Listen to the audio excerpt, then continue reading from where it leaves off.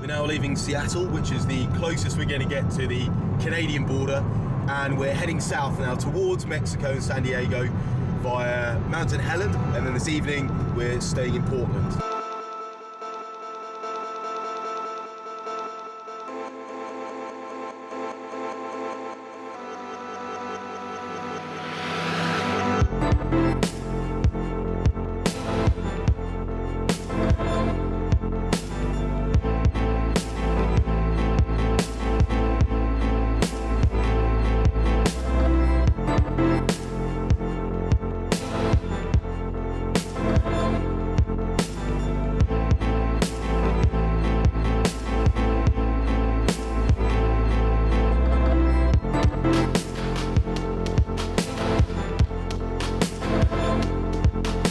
Just had our first view of Mt St Helens, and it's pretty amazing.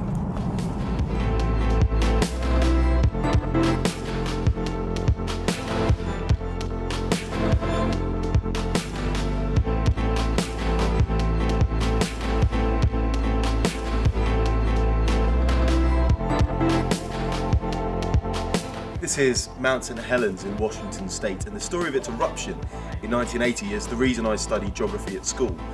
Over to the west, you've got a tectonic plate going underneath another one. That rock comes back up again and it swells up and creates volcanoes. In 1980, some of that magma was coming up and it created a bulge out the face of Mt St Helens. Back then, the whole mountain was a perfect cone.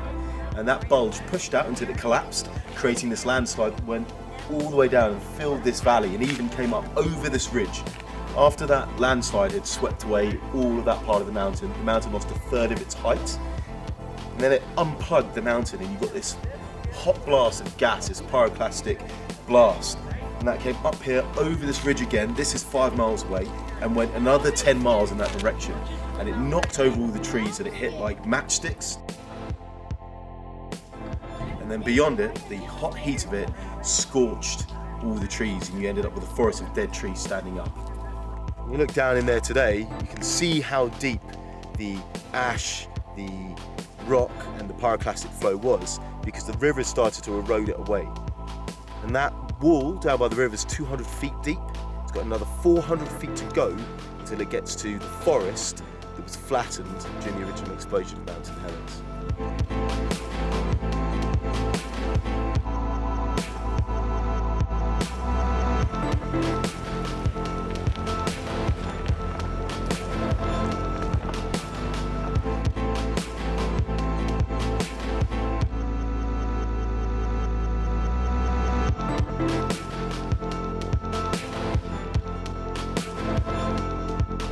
We've left Mt St Helens behind, now we're heading south again to Portland.